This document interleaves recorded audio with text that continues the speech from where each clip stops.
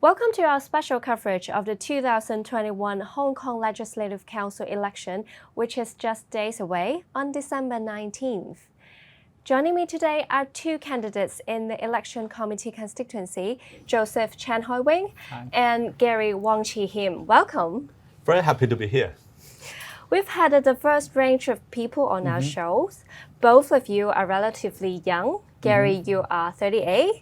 And Joseph, you are 25. Youngest, I think. Yeah. He is the youngest. Yes, the average age of candidates running in this constituency is 52. One more thing is common is that you both grew up in public housing. I'm sure you will bring your own very unique perspective to our show today. Okay, let's get started. Let's start by telling us why people should vote for you on Sunday. Perhaps we start with Gary. Okay, hello everyone. Hello Latany. Thank you for inviting me to join the show. I'm Gary Wong, as you said, 38. My day job is a director and head of public affairs and marketing of a global private equity real estate company. At the same time, I'm sitting in various government committees, including the Children Commission, the Equal Opportunities Commission. I'm also a founder of a sports charity. I think my career shows that I have a sense of national identity and affection of Hong Kong and global perspective. And my top three priorities right now in this campaign is number one, to make sure there's a quarantine-free travel between Hong Kong and mainland of China. And secondly, tackle housing issue. And last but not least, create equal opportunities for all Hong Kongers, especially young people. So good to see you, Natalie. Thank you for the invitation. And Gary Wong, I think we could meet a lot of times these days. So. Well, I think over 50 times, Yes. I guess. So I'm Joseph Chan. I'm the president of Hong Kong Youth Association, as well as the member of DAB Central Committees. So this time, I think I'm the youngest candidate. So I think my mission is very clear, to become the bridge or enhance the communication between the electoral and the young people.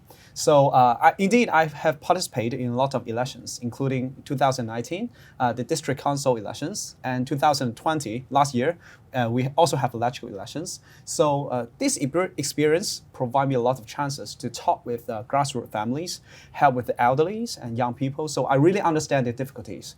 So from policies, I hope we can provide a lot of chances. We can provide a lot of help for the grassroots families. So this will be a biggest mission for me. And we also know that the young people in Hong Kong, we have a problem on the identity. We have some misunderstanding about our country. So this is also something that we need to improve. So we need to work more on this. You both are trying to get a seat in electoral. Let's have a quick quiz on some key interesting Let's try. changes in the new electoral. Yes. Just jump in if you know the answer. Ready? Yes. Yeah. All right. Let's start. What outfits are no longer allowed in the chamber following the changes of the electoral rule book last year?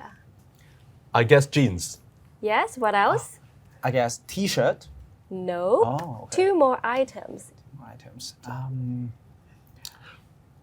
Sports shoes. Yes. Sports shoes. One more I think should be something that's very casual. related to sports. What do you think? Related to sports? Yeah. It's Jeans. Sports shoes. Let's try. Let's try. Let me No. give you the answer. Track shoots. Tracksuit. Okay. Next one. Okay. Can you still take banners or props into the chamber and display them? For sure, no. What's your answer? I think it's also no. Yes, that you can carry them into the chamber, but you can only display them when speaking. Oh, I see. Oh, okay. Interesting. Okay, the last one, perhaps the toughest one. There is a new penalty system in electoral. If you are absent from a council meeting and then it adjourns due to a lack of quorum, how much will you need to pay as a penalty? Oh, as the penalty, I think for absent, I think higher the better. So 10,000 Hong Kong dollar. What's your guess? 25,000. The answer is 3,400. That's equivalent to 1 day salary of sure. a lawmaker. Thank you for your reminder, Natalie. Those So we information can't absent, are Make sure we are not penalized. Yes. Huh? yes, that information is from the electoral secretariat. So don't worry if you cannot get all answer correct. If elected, you still have half a month to go to for learn sure. all the rules before the new term starts in January. Okay, let's move on to discuss some key issues. Please feel free to jump in anytime if you wish to. Sure. For our viewers, what they may find interesting is the brand new constituency that you both are aiming for. The election committee members will pick 40 out of 51 to enter electoral. Gary, you had experience running for a direct seat in 2016. Yep. How was that experience compared to the campaign this time? Do you have any frustration in impressing or reaching your voters? Well, I think this time the campaign period is much shorter, first of all. And secondly, I feel like I'm always going to the examination hall every day because it's quite typical to attend 2 to 5 or sometimes 6 share the same feeling. forums a day. And if you go into one particular sector, you really need to sit down and talk with particular issues that they concern about. I mean, the EC members concerned about. And sometimes it's quite challenging because they are looking for a solution while we are still understanding, investigating the issue. So compared with 2016, I think there are people concerned about your position on certain issues. They are full of political slogans. But for this time, no slogans, things with substance, and also it's quite challenging to introduce ourselves. Sometimes 1 minute, sometimes 2 minutes, sometimes 3 minutes, sometimes 3.5 minutes. Exactly. So it's quite challenging. Joseph, you are the youngest candidate in this constituency, but to some it could also mean a lack of experience in politics, in life. And do you see your age as a strength or weakness? I think definitely for myself, I would say it's a function. It's not really a strength or weakness because in the electoral, indeed, in the future, I think we have a lot of candidates from different sectors, like Gary, like me. We represent young people. Belonging to different generations.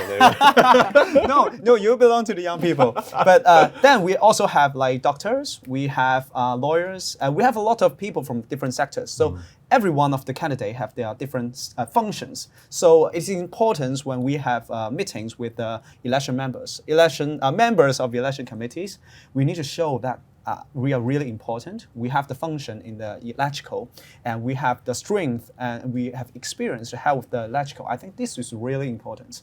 So in the electoral, back to the days a few years ago, you can see still we have young people in the electoral. But most of them, I think they have misunderstanding to our country. Also, they have sometimes I think it's not proper when they are having the you speech. have a higher chance to win actually because you are the only candidate below 30. Thank you because for I just want to respond to Natalie's question. I think the crux of the issue in Hong Kong is sometimes we can't find a right balance of people in the legislature. But for this particular campaign, I think the age composition, professional background composition, all matters. Even gender composition, all matters. But the unique challenge in your constituency is that ordinary voters have no say in your seats.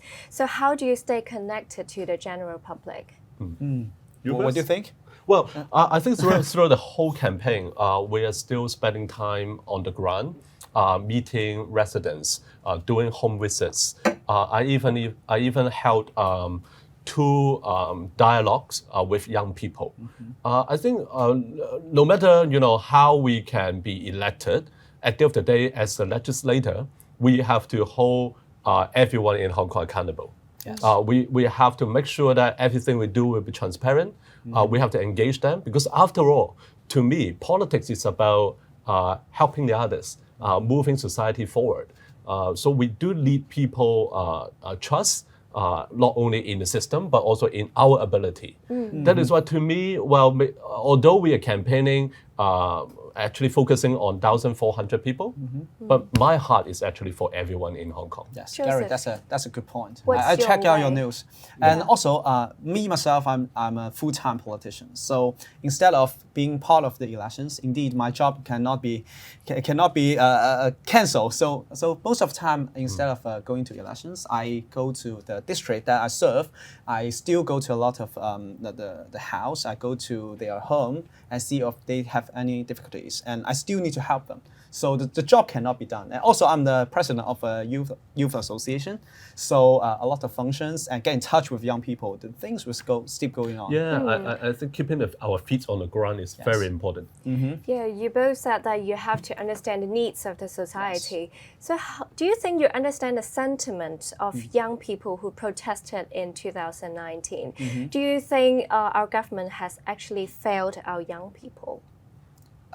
At this point, I have some, from my perspective, let's talk about the problems that the young people was facing in Hong Kong and why make them so angry.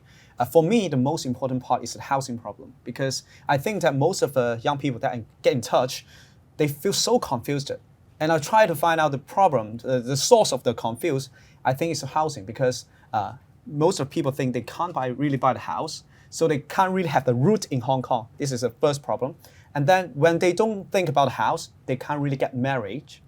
And when they don't think they have a marriage, they don't think they will have a child. The whole planning of their life was so confused.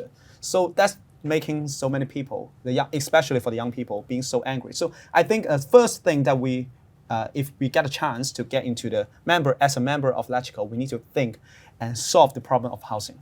Yeah, I want to respond to Joseph's point. If I am elected, the first thing I would like to do is to build a youth team. Creating opportunities for university students or some younger people to join my team to come up with a solution to address their own problems. I think there are key issues. Number one is about engagement. Sometimes young people are not expecting a quick answer from the government or a legislator, but they want people to listen to them. They want people sincerely engage them. That is why I'm also thinking about how to engage young people. For example, let's build a sports team within Legco. And then we can go to the school, go to the grassroots to play sports with them, say once a month or two times a month. Then automatically they will feel that you are on their side. I think it's very important. There's number one, building trust. And secondly, we have to tackle the real issues. Housing is an issue. Another big issue is lack of equal opportunities. Yes. They feel that there are a certain group of people dominating the various resources, and they find it very hard to climb up the social ladder. How about the political aspiration of young people? How to address them? The need? I think we have a lot of committees in the government. So the committees is for the citizens to express their feelings, express their wills on the policies. But I think we should hold some places for young people. This is what I think. If we not only in the government, in the council, district council, indeed we have a lot of committees. So I think we need to give more opportunities for the young people. Of course, me myself being part of the EC shows that the whole system is allow the young people to express their view and their feelings about the system. But also we need to give more opportunities to more young people. I think political participation is very important for young people. That is why I think if I'm elected in Legco, as I said, I really hope I can open up my office for young people to come, say, a few days in the evening, just come in to talk, or they can actually do some social experiment together and explore how to tackle issues on the ground, and we will provide resources and we will provide tips and support. I think politics at the end of the day is about solving problems. When you talk about political aspiration, I would see whether we have sufficient opportunities for young people to learn about politics, for young people to practice their political skills, and to get things done. Yes. Okay, let me share with you a figure. Among those arrested for protest-related crime, 6,000 were under 25. Some non-establishment candidates suggested that granting them a pardon or amnesty to some of the youngest ones. Do you agree with them, Joseph? Not really. Indeed, I have answered these questions on another debate, but still, my stand didn't change. I think this is if we really think that it's okay to do so, I think it will spread a very bad signal to society that committing with crimes, doing the things that you see a lot of people harming other people's. I think if we're really sending the signals that this is okay, we will give you a chance another time. So I think this is not a good time to do so. So I don't agree with it. What's your take? Well, I think we have stick with the law. After all, Hong Kong, the success of Hong Kong comes with our rule of law. But at the same time, I think for the young people, we have to provide them a better education and provide real avenue for them to participate in politics. Granting them a pardon at this stage, to me, in the general terms, I won't support. Yes, I have another opinion, which is when these young people, they really get out of the jail, I think the society, the government and the enterprise, I always talk about the cooperation between government, the enterprise and the different groups, NGOs in the society. We need to give more helps to these people, young people when they get out of the jail, instead of including giving their jobs, including giving their educations. I think we, not only one party can do all things. We need to cooperation with all the parties. If elected, will you advocate for this? Yeah, sure. Yes, for sure. To me as well, I think re-engaging youth is very important. We can't just say that, well, they participated in 2019 protests and they were sent into jail, and we don't give them opportunity to re-engage in societies. I have one more. I have one more to add. Is through these days we have get in touch with a lot of members of election committees from different sectors. We see a lot of these great people in the society. They're really willing to help with the young people, but they don't know how, and they can really get in touch with the grassroots young people. So there are a lot of resources that's willing to help. And I think the young people, they really need it. So we need to become the bridge that link up with the resources. That will be the very important job in the future. Let's move on to the next topic. Last week, the United States held the Summit for Democracy, calling the world to counter authoritarianism. But China denounced it as an attempt to weaponize democracy. Here, we can see the ideological fight intensifying. My question is, in Hong Kong's case, do you think we are in a state of democratic recession? What do you think, Gary?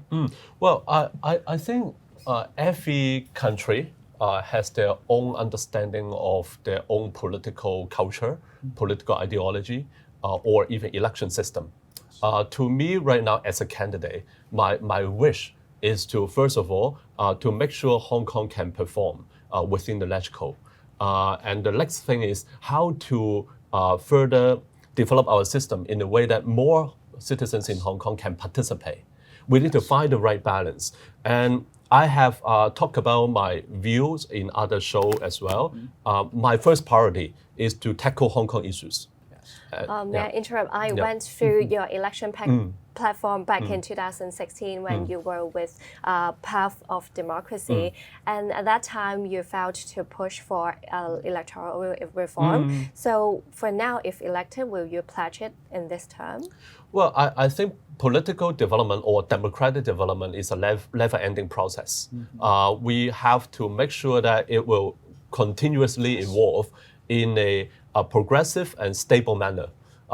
It is according to Article 45 and Article 68, eventually we will need to have universal suffrage, not only to choose the elect the chief executive as well as the legislative council. I think these goal never changes. But we have to make sure that in the 4 to 5 years down the road, under the National 14th Five-Year Plan, what should be the priorities right now? But if the opportunities come, for sure, we will support it. So Joseph, when do you think is the good timing to start the political reform? Not really. I think for the democratic development in Hong Kong, at this stage, I'm more focused on another two very important parts. Which first, I think, is the equal opportunities and the balance of the electoral. I think which we have young people have the opportunities. For female, they have opportunities. So this is the balance and the equal opportunity is more important. And secondly, I think the second part is that in the elections, in the democratic development in Hong Kong, we need to state the continuity. In the past, in the elections, we have a lot of promise in the elections. But then, how can we make this promise get into the truth? really can be done in the government, in the policies. So we need to have the continuity instead of only giving promise in the elections. So two of these, I think, is more important than other things. In fact, Natalie, I think we have just improved our electoral system. We need to give time and give more patience to see how this system is operating, whether it works. Because at the end of the day, I think democracy is the means but not the ends. The end is to fix some problems that, Yeah, so definitely you won't pledge this in this term, right? Okay. Let's talk about the new logic floated by the Chief Executive Carrie Lam. She said low turnout could be an indicator of good governance. Do you agree with her? Oh, for sure not. No. Not really. Even I, as a candidate running for the EC seat, I'm urging my friends, my family and friends, everyone I pop into on the street to vote on 19 December. It is very important to make sure our citizens will participate in politics. So I'm very sorry, I can't agree with our Mrs. Chief Executive. I think we are in a new system, new elections. So I think it's really important that we have a high rate that shows that the citizens can come only to vote. Of course, for our sectors, I think we will have 100%. But I hope so. But for the district, I hope that will have a high voting. So not really agree with it. Yes. But if the turnout is really low, do you think it would affect your mandate and the legitimacy of the whole electoral? Well, we can only do our best. Yes. Because at the end of the day, the voting rate is one thing. Whom I elected, whether those people can perform after being elected is another thing. So I can only see we should do our best because under the new system, some Hong Kong people will wait and see. And they will decide whether they will vote actually until 19 December. So we can only do our best. Yes, I would say it's a new game, it's a new elections. So people need some time. I think it really needs some time. So for this time, if the vote rate, whatever the vote rate, we need to do it better. And the next elections, keep it higher and higher. That would be important. And one thing I think the spirit of democracy is not only from the election day. Yes. The spirit of democracy is the whole process, right? So which is a reminder to me as well. No matter I'm elected or not, I still need to hold people accountable when we do politics. Because after all, politics is for the people. Do you have a quick estimate of the turnout? 30% plus? I think 30-40. Okay. Thank you very much for the discussion. Unfortunately, that's the time we've got. And thank you for being here. And thank you for watching. Thank you. Gary. Thank you very much. Good luck. Wow.